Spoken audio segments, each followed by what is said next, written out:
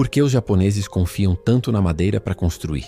Imagine um país inteiro, cercado por vulcões, terremotos e tufões.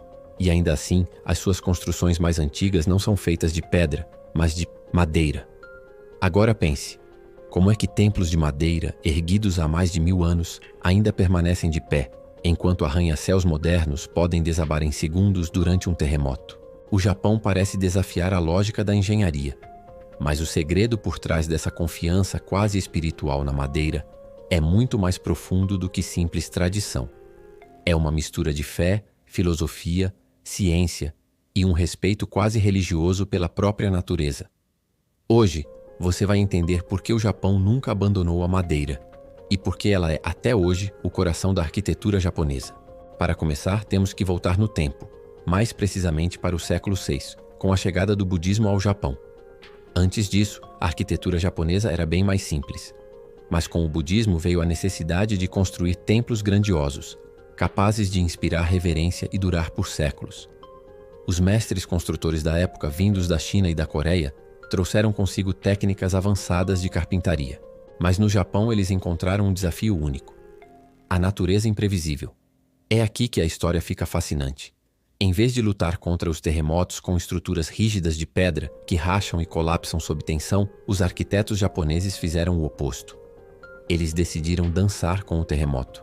E a madeira era o material perfeito para isso. Diferente da pedra, a madeira é flexível. Ela pode dobrar, absorver e dissipar a energia de um tremor sem se partir. Eles desenvolveram um sistema genial de encaixes complexos, chamados de kigumi. Nesse sistema, as peças de madeira são unidas sem o uso de pregos ou parafusos. Pense nisso como um quebra-cabeça 3D gigante.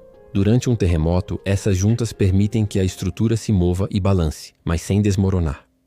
A energia do tremor é distribuída por toda a estrutura, e quando o abalo passa, o edifício volta ao seu lugar.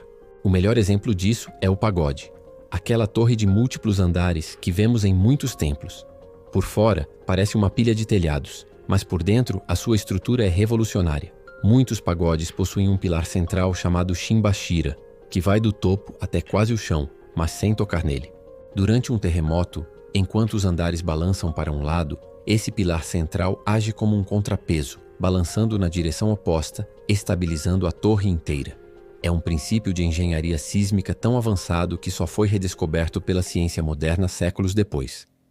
É como se os antigos construtores tivessem um conhecimento intuitivo da física dos terremotos. Mas a resiliência não é a única razão. Existe também uma profunda conexão filosófica e espiritual com a madeira. No shintoísmo, a religião nativa do Japão, a natureza não é algo a ser conquistado, mas sim reverenciado.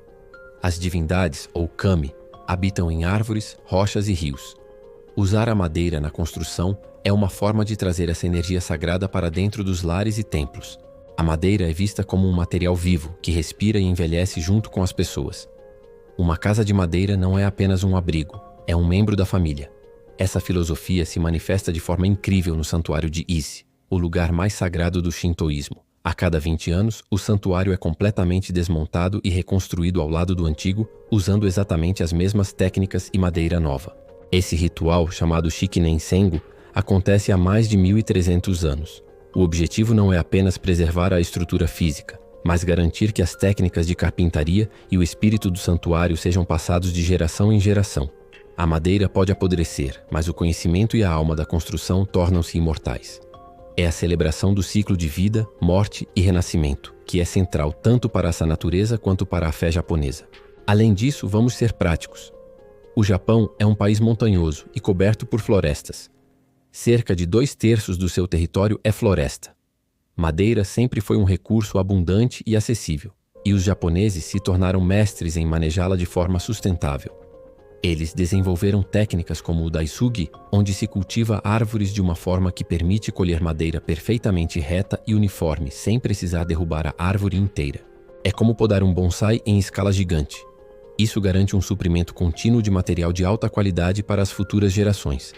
Mas e o fogo? Essa é uma objeção válida. A madeira queima. E as cidades japonesas historicamente sofreram com incêndios devastadores.